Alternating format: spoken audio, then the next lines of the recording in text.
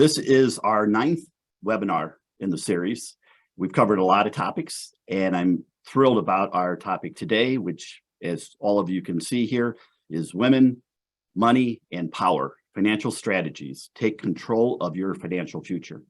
And when I look at our attendee list, we have some men, but it's almost all exclusively women, which is sort of what I expected. And we have a great turnout.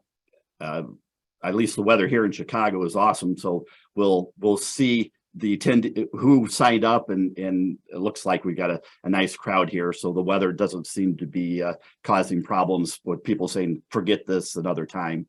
And just an FYI, we're recording the session, and if we can make it through the compliance gods that have to review this before we put it out on our website, and normally we're able to do that, it will be there if you want to pass this on to someone else or review it yourself.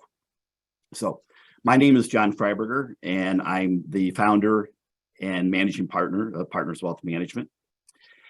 And we're thrilled about this topic because we want women to feel secure in their financial future. And we know that for many of you, in whole or in part, you're the one who's getting it done. And we also know, even if you have a partner and that partner happens to be male, you're probably going to be gracing this earth for another 5 to 7 years beyond them. So it's a very important topic. So we hope that you're inspired and excited about what we're going to cover in the next hour. I'm going to shut up here very quickly and let the women do the talking. What is interesting before I go there, though, is that way over 50% of our clientele are females. So we understand your needs, and we seem to be serving them well. And you women are the best referrers ever, because once you become part of the firm and you see what it is that we do and we build trust, you're great about opening the door for other women to come into our practice and for us to serve, and we greatly appreciate that. So without further ado, we've got Cheryl and Bethany here, and I'll let each of them talk about themselves a bit, and it's going to be a part of our program today. But Cheryl's been putting up with me for almost 30 years. I know it doesn't look possible if you look at her, that could be the case, but she has 4 kids just like myself. She's a friend, a client, and then also handles our marketing. She has her own firm, which she'll talk about. So great to have her here. And then Bethany is some of you may have heard, is up in Minneapolis. And she's been in the financial service industry for over 15 years. So lots of experience. You're gonna see that here. And she knows financial planning well, but she's decided to focus on helping clients and helping advisors like ourselves to do a better job of communicating with clients and really understanding what their needs are. So without further ado, Cheryl, I'll hand it over to you and you take it from here. All right, sounds good. Thanks, John. As you were making that intro, I don't know how we missed it, but this title slide says, "Hi, women." We are not high. So somehow that missed all the quality control checks going in, but we are just women. Cheryl, we got a serious problem now. This is not going to get through compliance with this. You ladies are high. Definitely not high. All right, so before we get started, let me just familiarize you guys with a little bit of the details of this virtual space. We're going to keep only our mics and videos on throughout this. John, if you wanted to take your video off at any point, you are welcome to do that. Everybody else is going to be left muted throughout the presentation.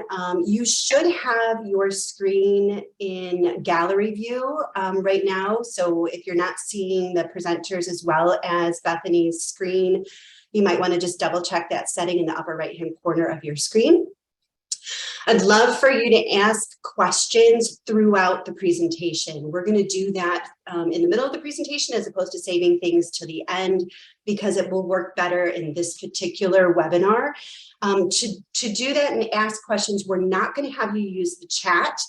We're going to have you use the Q&A window so that if you're not seeing that, run your cursor over the bottom of your screen and you should see a Q&A. It's got two little thought bubbles in there.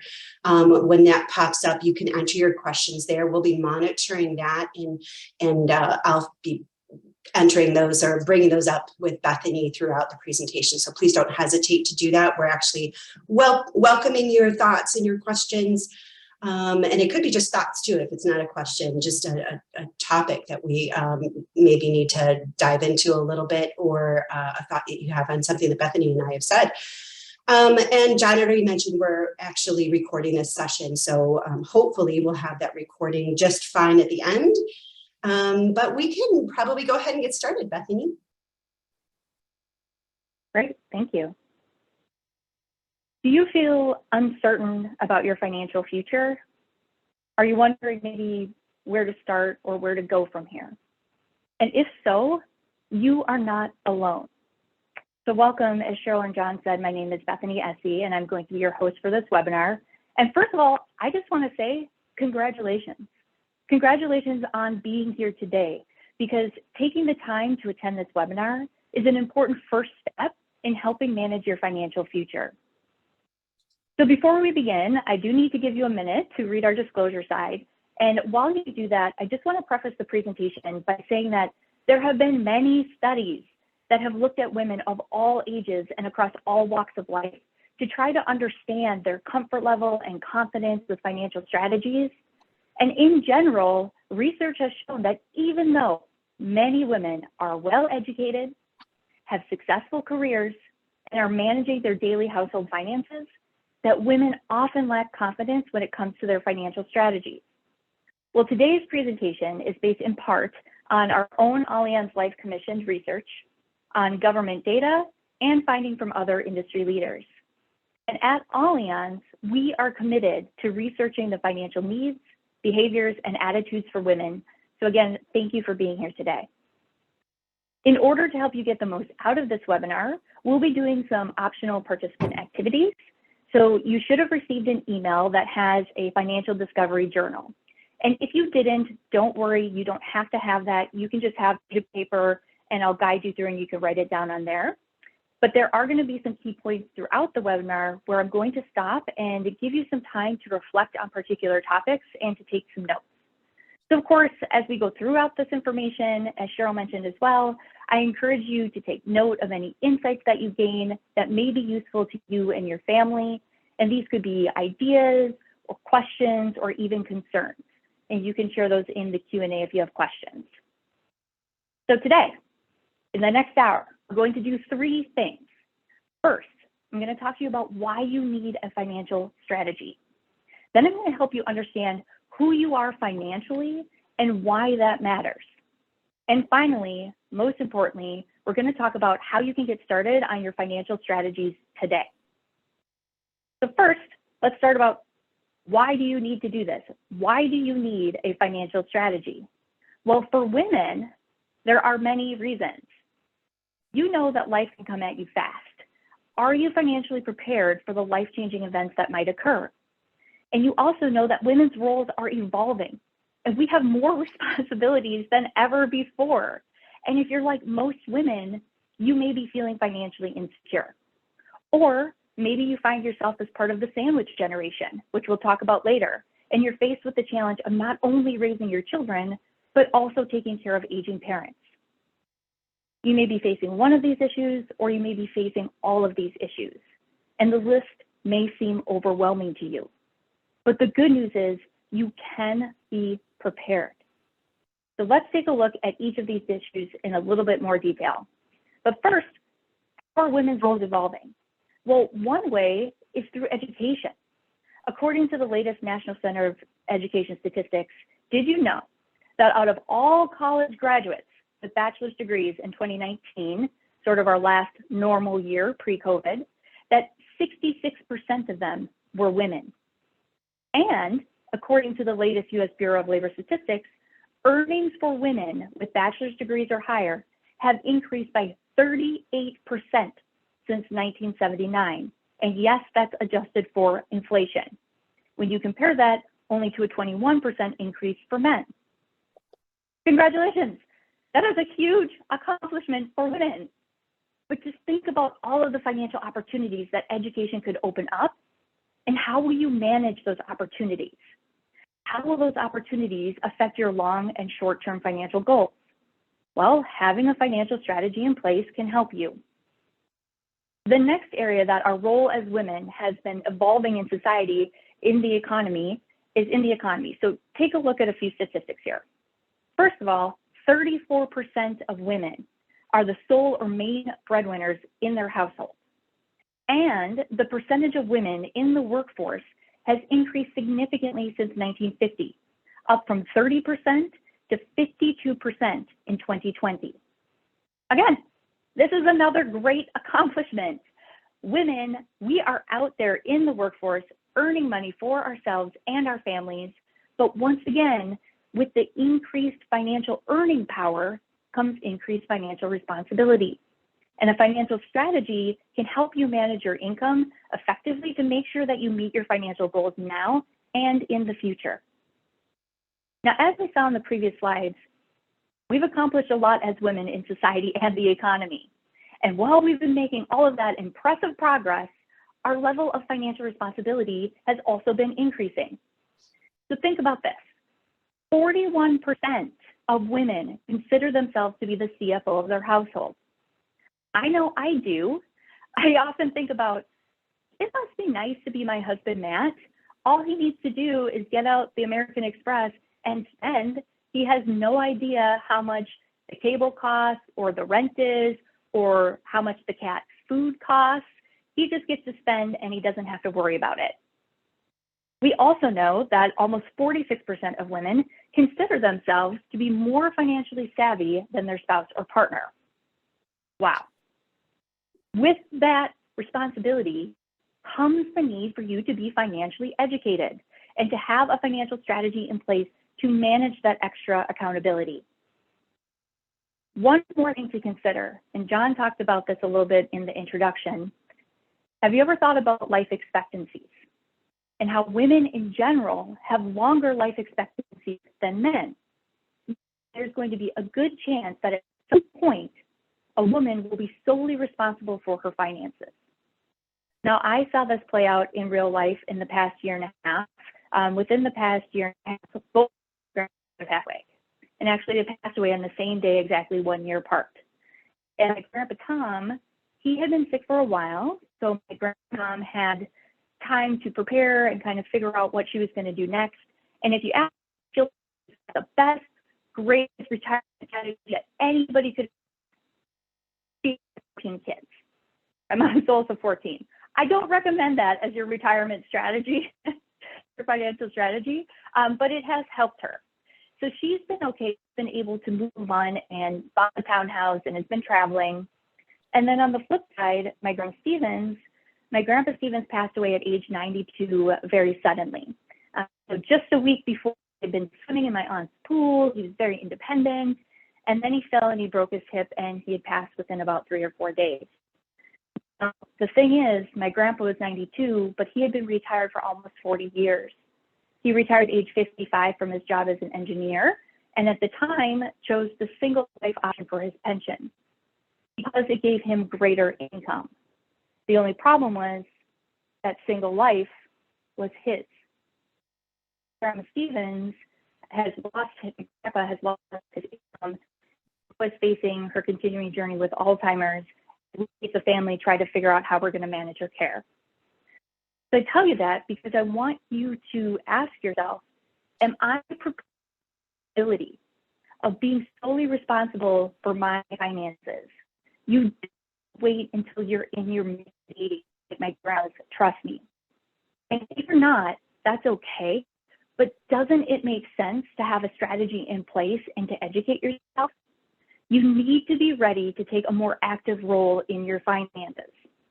Bethany, Now that brings us to I'm our going to first. stop you real quick. We're having a little bit of problem with you breaking up a little on your audio, so I'm not sure how you can improve that on your end.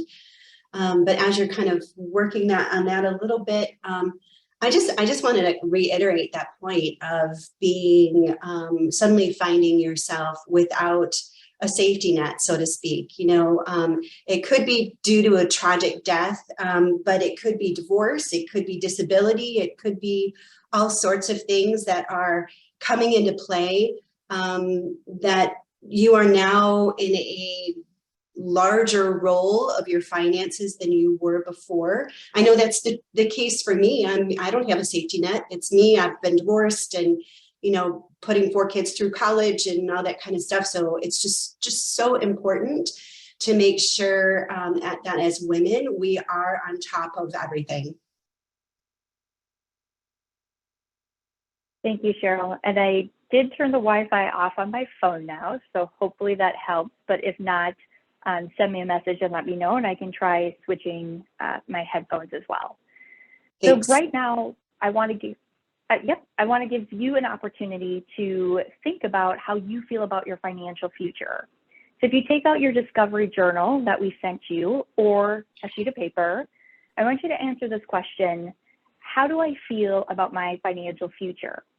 I'm going to give you about 1 minute to make some notes. I'll start the watch on a timer on my watch, and then we'll be back in about a minute.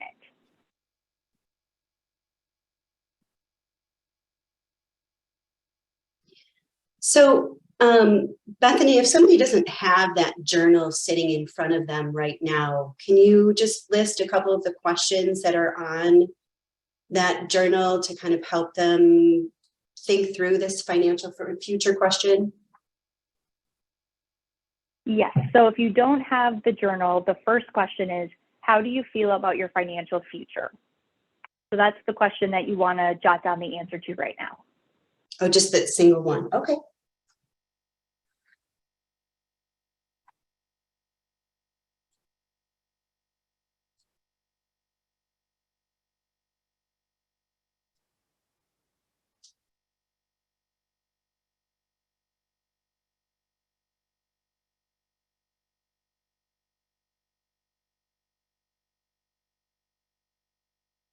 I actually did do this myself as well as some of the worksheets that I sent everybody prior to the presentation.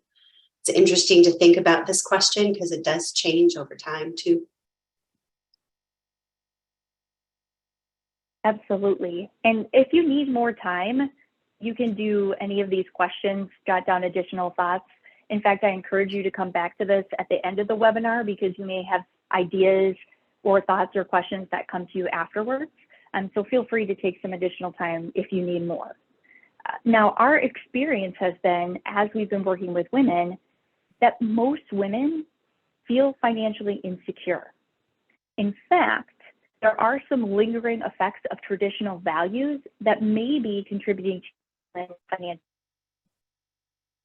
As we talked about, while women, we have been out there forging new roles, society has been a little slow to keep pace with our new reality. And for generations, if you think about it, women weren't typically educated on matters of investing and finance at home or in school. Instead of advising us to be knowledgeable and financially well prepared, some parents encourage their daughters to, quote unquote, marry well. And few school counselors were out there encouraging young women to pursue career in insurance and finance. It's important for us to become educated and confident so that we can pass on valuable information and lessons to our own kids and others that we care about. In our 2021 Women, Money, and Power study, we actually asked, what was the most valuable advice that women should pass on to their daughters and granddaughters? 79% said to start planning early, and 72% said to be self-reliant and to have a financial plan, which led me to ask, did you send this to my mom? Because that's exactly what she taught me and my 2 sisters as well. So I want to give you time to think about what money messages you've learned from your childhood. So this is our next exercise in the Discovery Journal. And if you don't have it, that's okay. Take out your sheet of paper. I want you to answer the question, what money messages have you learned from childhood? Were you taught anything specific, or are there general messages that maybe you learned by observation? So I'll give you about a minute to do this, and I encourage you, if you have something that you want to share, to type it in the Q&A, and then Cheryl, if you get anything that you would like to share with the group, I'll open it up for that as well. So take about a minute to think through, what money message did you learn?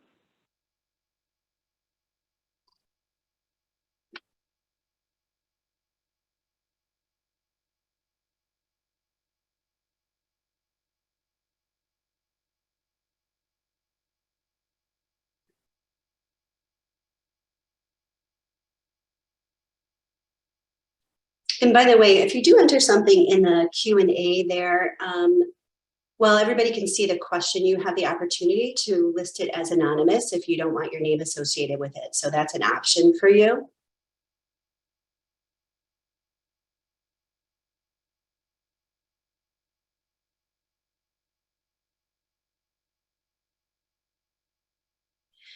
Bethany, I can tell you, as people are working on that, what I learned from my childhood about money messages that we don't talk about money. That was my generation, and that was something that you didn't speak to other people on too much. You didn't share a lot from parent to child, right? It was, and consequently, the children don't learn a lot about how to handle their finances because it's not discussed. And I think that's one of the problems with women in their backgrounds, certainly mine, is that not having or learning that that's kind of a taboo subject. You don't necessarily share that information with other people or have conversations about finances the way you could and learn from each other. Just continues to be more important to open conversation. You don't have to talk about how much you make and all that other kind of stuff, but figuring out what people are doing to try to set themselves up for retirement, or what even their goals are, helps you learn what yours can be and what you might want to strategize for yourself.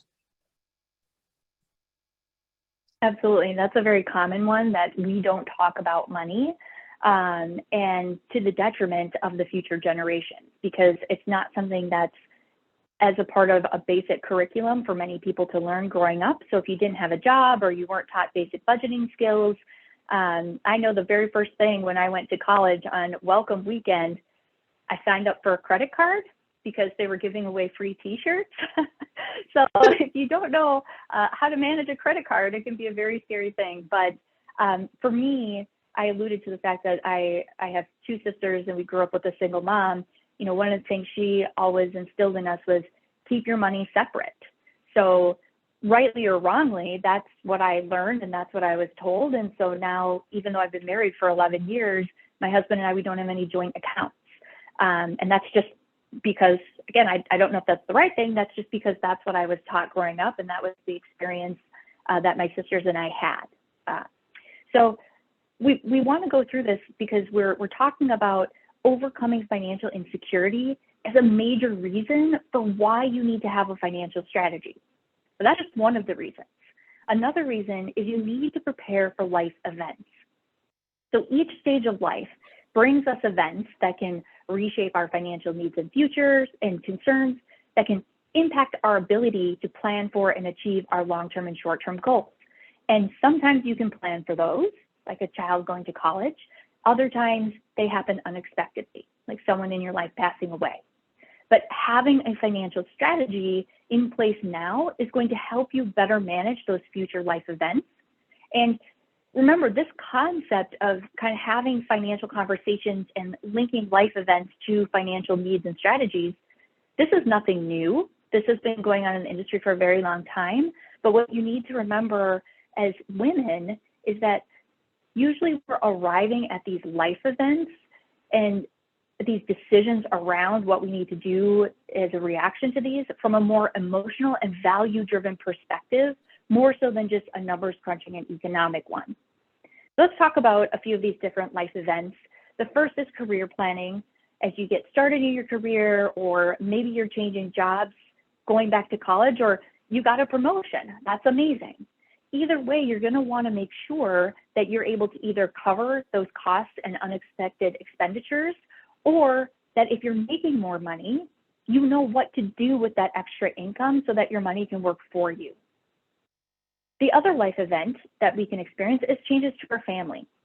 So our families can expand when you get married or move in with your partner or have kids. Maybe you're caring for an aging parent, or maybe you're sending your kids off to college and your family is contracting. But either way, these changes in family status mean changes in your financial needs and how you define financial security. We have our homes where we live. You don't necessarily, you could be a renter, or maybe you're buying your first house, or you're on the other end and you've decided to downsize. You need to have appropriate financial strategies to help you purchase and protect the things that you hold valuable. And that can include a business. I was just on a webinar with the women's group here at work, and the host went around and asked everybody on the Zoom call to raise your hand if you had a side hustle or a side business outside of working at Allianz. And over 50% of the women raised their hands. So maybe that's you. If you're an entrepreneur and you have a business or you're self-employed, taking on more responsibility is a big step that brings new challenges and considerations. And I want you to remember that financial security forms the basis of your business success. A few other life events that can have an impact is starting over, like my grandmas in their 80s, becoming widowed. Maybe you're divorced or you're an empty nester now. Well, these changes to your family dynamics may involve challenges that you didn't originally plan for, and your financial strategies could change unexpectedly. One that most of us know about is retirement. And if you want to maintain your standard of living during retirement, you have to plan carefully. Social Security, it may not be enough. In fact, when we look at our Women, Money, and Power study, 32% of all women reported that running out of money in retirement was the top worry that keeps them up at night. So making appropriate financial decisions now can have an enormous impact on your future. Yeah, Bethany, one of our attendees even said that was one of her childhood lessons, was this idea of live below your income level and don't count on Social Security as you move forward. Yeah, it's great if you have Social Security and you can take advantage of that, but we know not everybody does. And for many people, Social Security alone is not going to be enough to maintain your standard of living. Absolutely. Definitely. And then, especially if you're in what we call the sandwich generation. So now I alluded to this a little bit before, but the sandwich generation is when you are faced with the responsibility of not only raising your children, but now you have to be a caregiver for your parents at the same time. And unfortunately, this situation has become more common as the average life expectancy has increased and as more women are having children at older ages. So if you are a part of the sandwich generation, you do not need me to tell you that this can create high levels of stress and can negatively impact the ability to plan for long-term financial security. That's why it's so important to establish a financial strategy which can help you prepare for financial needs you might face with your parents, such as long-term care or Alzheimer's care, while also covering the needs for your children, like college planning. And a financial professional can help you establish this financial strategy early on and then help you modify it according to your changing financial needs and goals as you move through these different stages of your life. And of course, in 2022, we could not wrap up our life events without talking about the COVID-19 pandemic, because for many of us, this was a huge life event that we experienced. And since the pandemic, we went and looked, and our study results indicate that women have more awareness and focus on spending. About half of the respondents said, I've been paying a lot more attention to what I'm saving and spending, and I'm feeling more stressed in general since the pandemic began. And since COVID started, 42% of the women in our survey said, I really cut back on my spending, and I can't even think about saving for retirement right now. I'm just trying to take care of my day-to-day expenses. So in other words, in general, the pandemic has created additional pressure on women's financial situations, meaning it's even more important to have a financial strategy in place. Although this wasn't necessarily the outcome for all women. So when the pandemic started, since it's begun, we have a set of women that actually saw the pandemic as an opportunity to take control. 39% of millennials, 27% of Gen Xers, and 29% of boomer women say, I feel more knowledgeable about how to manage my money than I did before the pandemic. So in these cases, the pandemic has motivated women to take action, and maybe it's a part of the reason why you're here today too. This brings us to our next Discovery Journal exercise. I want you to think about what life events are you currently experiencing? So if you don't have the journal, answer that question on your sheet of paper and take a few moments. I'll give you a few more prompts. What events are you experiencing? How are you feeling about those events? Do you have any challenges that you're experiencing with that event that maybe you weren't prepared for? Or would you rather think about some life events that you foresee in the future? So I'm going to give you about a minute here to think about life events you're currently experiencing, ones in the future, and how you're feeling about that or challenges that you might be facing.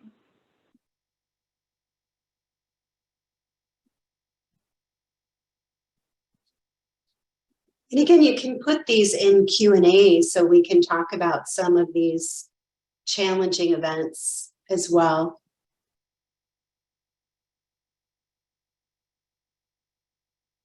Absolutely. It'd be great to hear if you want to type in a few in the Q&A, a few that you came up with. You certainly don't have to share, but if you'd like to, feel free.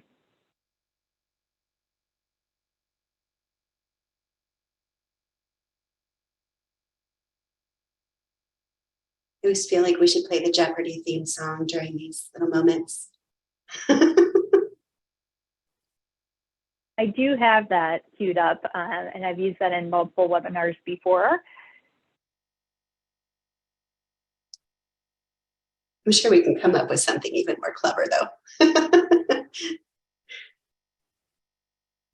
I can say, as people are finishing up this little exercise, when you're going back to that whole sandwich generation idea, I'm in that right now. Like I said, raised my kids, putting 4 of them through college, but also dealing with aging parents. And I can't stress enough how important working with a financial advisor is in that kind of scenario, because you have the idea that you're taking care of these aging parents and things that you had never maybe thought about before in terms of their long-term care, or perhaps what's going to happen with their investments and things that they have, that are going to filter to you eventually or not filter to you, that you might be counting on and it's not coming your way. I mean, that kind of impacts your own financial future as well as helping them take care of theirs in their golden years. So that combination of paying for college at the same time, the money coming out, money potentially coming in, you're not sure what to do with their money. When that happens, your financial advisor wraps all that stuff together and gives you a much bigger picture. It's not just what's happening with your money, but what's happening with everything in your life, getting things in order like your wills and disability insurance and, that kind of stuff, making sure that there's a lot more things in the picture. Somebody here said some of the challenging life events is being the main support in retirement. That is a really tough situation. And somebody else says, life's balanced, but she feels in this sandwich idea too, helping even a neighbor with his health issues, not just her family, but they're also their friends. That's really hard, right? If you're my age, I'm not going to tell you my age, but you can probably guess it. But we have friends who are passing away. We've got parents who are passing away. We've got to support the other people in our lives too. So it's not just aging parents, but it's a lot of other people in our lives that we are kind of in that support role. And financial planners help us deal with all of that. Absolutely. And one thing in particular for women that we've seen is that in these caregiver roles, especially the sandwich generation, there can be a tendency to prioritize others and others' well-being over our own. And so one of the benefits of working with a financial professional is to help you keep yourself in mind as you kind of navigate all these different waters, so that you're not spending all of your retirement income and leaving nothing for yourself to take care of these other people in your life. They can help you find a strategy that will accomplish both. So the reason why we do this exercise and why I asked you to write this down is because the other thing that we found is that way too many women wait until a life event happens before they ever take action to put together a strategy or to address their needs. Be proactive instead of reactive. Work with a financial advisor to help you create a financial strategy now so that you can prepare and anticipate these changing life events, and that you can stay on track when unexpected life events occur. So now at this point, you're probably thinking to yourself, okay, Bethany, I get it. Work with a financial professional, but why? Why do I keep saying that? Why is that so important? Well, hopefully at this point, you've realized that you need a financial strategy and you need to get that together. But you might also be thinking, I get it, but this is really overwhelming. This seems like a really big undertaking. That's okay, because you don't need to do this alone. You can ease this whole process by getting the information and the support that you need from a knowledgeable financial professional. Don't let your own personal lack of financial knowledge keep you from reaching out to learn more about managing your money. You don't have to be intimidated by money and saving for retirement. Now, learning how to manage your finances might be a different experience for you, but it doesn't have to be hard. A financial advisor can help use their experience and their expertise to help you. Now, besides helping you gain knowledge about managing your money, working with a financial professional can help you put your mind at ease. In our latest Women, Money, and Power survey, it showed that women who work with a financial professional generally reported earning better return on their money, feeling more confident and prepared for their financial futures, and reported that they were able to set financial goals and determine ways to achieve them. Don't you want that for yourself? Just imagine being able to take those shoulders down because you've found a financial professional who can help you with all of this. And additionally, what we found was that 91% of women, I'm going to say that again because that's huge, 91% of women would recommend working with a financial professional to other women because it helps them so much. Bethany, I can't stress the importance of that part enough either, because I think whether it's the way we grew up or just, this concern about sharing anything related to finances with anybody in our lives, we all probably know somebody who could really benefit. If it's not ourselves, we know somebody who could certainly benefit from getting their finances in order or having another somebody to seek out information and share information with to kind of get all their ducks in a row. So think about the fact that you can share this kind of presentation with other people. You don't necessarily have to ask them about their personal finances, but the idea that you might be facilitating another woman into being more confident, having set goals for themselves, whether it's your own children, whether it's even your parents. I did that for my parents as well. But passing along this information and encouraging them to seek out a financial planner is just really, really important. I know one of the attendees here said, being their main support for somebody in their life was not what they were expecting at all, and trying to save additional money is hard. And traveling is hard in retirement, and she wishes they would have taken over money issues earlier in their life. I mean, if that's not an endorsement in and of itself to kind of pass this information along, put the bug in somebody's ear about, maybe now is the time to make this call or send an email to somebody pass on this presentation, whatever. But just to encourage people that you care about to get this stuff set in their lives. Absolutely. It truly is a gift that you can give somebody that you love and care about. So we've covered some reasons why you need a financial strategy and the benefits of working with a financial professional.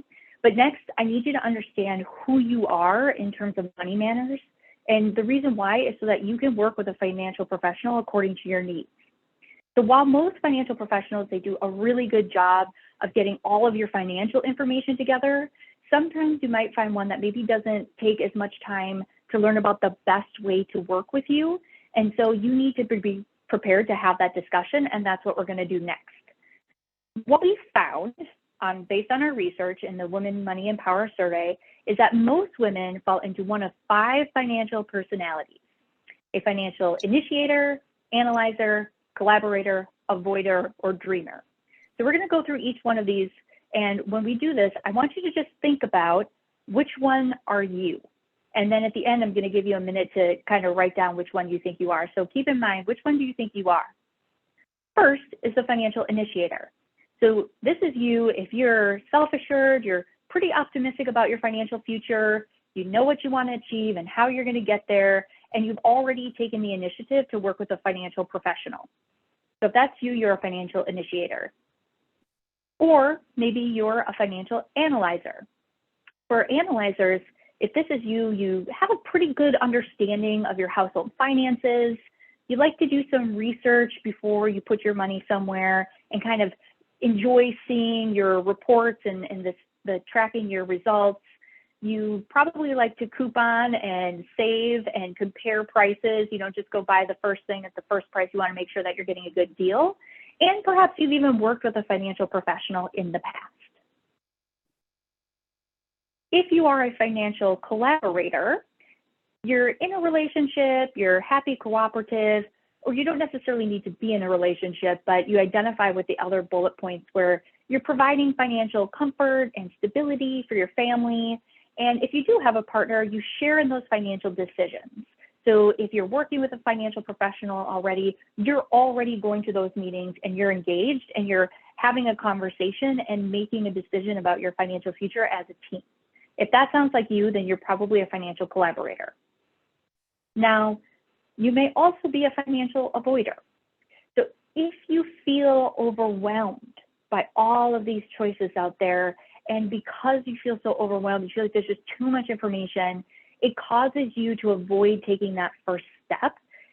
You know that you have some problems, some areas in your financial life that you could improve. You're aware of that, but maybe you just feel too overwhelmed to actually take the next step.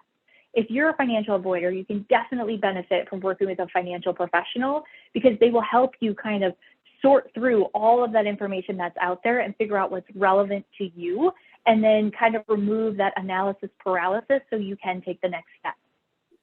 And then finally, we have the financial dreamer.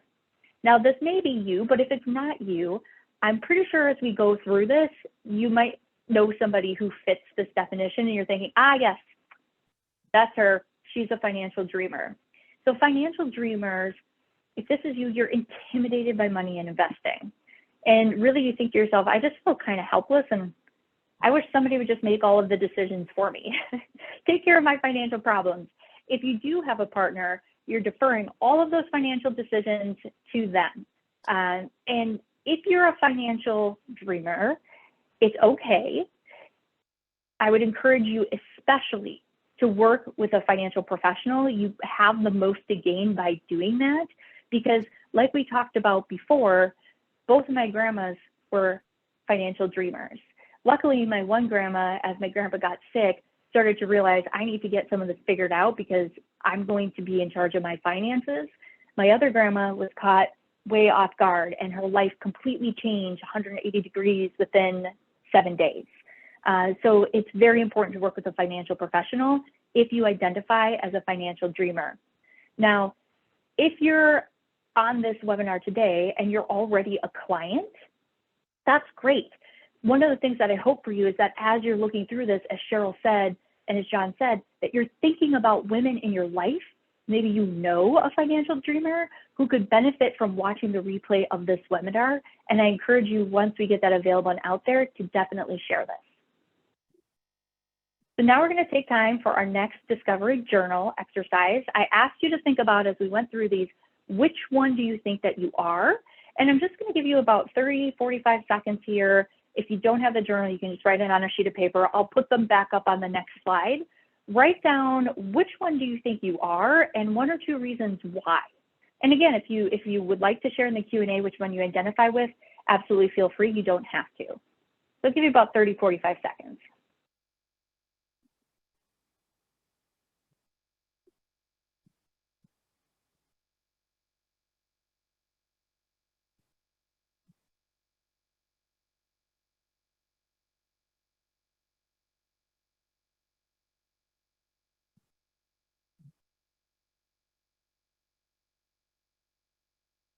I think, as you said, Bethany, that you can kind of fit in multiple ones of these categories. It's not just an all or nothing.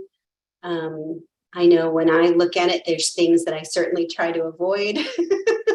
And there's things that, I'm on top of. And I think, especially if you're an avoider, a financial planner can, gently prompt you to kind of keep moving things forward. If you're, dragging your feet on the change of the will, or you're dragging your feet on, what to do with certain investments or inheritance and that kind of thing, they can kind of help keep you on track. And I think that's really important aspect of what they do. Absolutely. These can change over time as well. So you could start out as a financial dreamer. Maybe you are younger and you're just like, I'm not even thinking about this now. And then you turn 30 and you're thinking, I probably should figure out what this 401k thing is. So it can change over time. Mm-hmm. And the reason why we do this exercise is because knowing your financial personality is going to help a financial advisor better understand who you are in terms of money manners, and also better understand your values and your decision-making processes, so that they can then actually craft a personalized approach to helping you plan for your future. So that's why we do it. And now my question for you is going to be, how well did you do? How well do you know yourself? So I asked you to guess which one you thought that you were, but we can actually tell you. So included in that email was another attachment, this financial personality worksheet.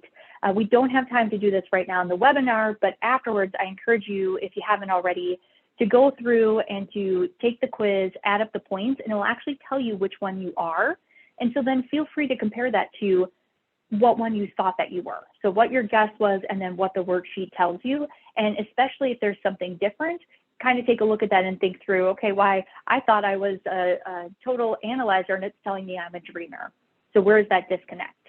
And when you get that done, definitely show that to your financial professional. Now, speaking of financial professionals and meeting with a financial professional, it's time to talk about how you're actually going to get started on this. And the great news is, it's very easy.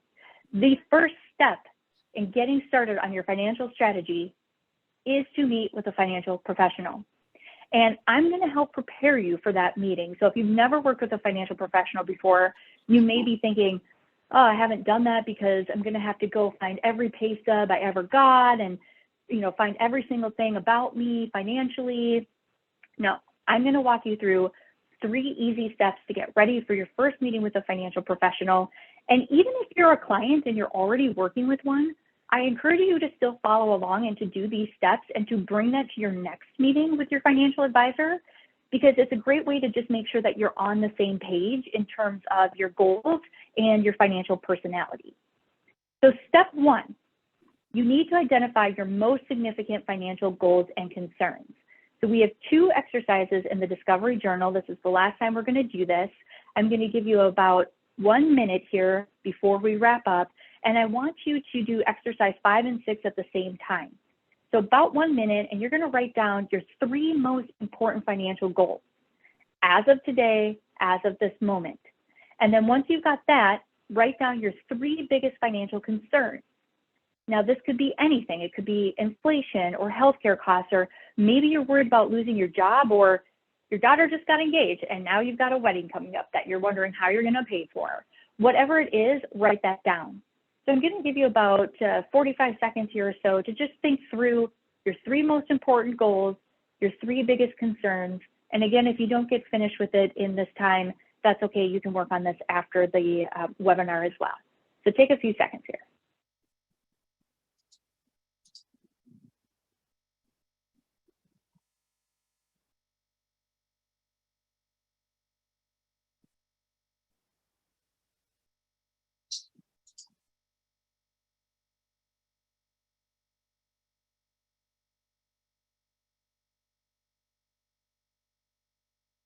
I'd like to point out here too, if you're struggling with this question, what your financial goals are and what your financial concerns even are, all the more reason that you need to seek out somebody who can ask you questions, right? It's one of those things where you don't necessarily know the right questions to ask. You don't know what goals to shoot for financially. You may know you want to retire someday, but what does that mean in terms of a financial goal? And I think working with a financial advisor helps you determine what those goals are, as well as the strategies to get there.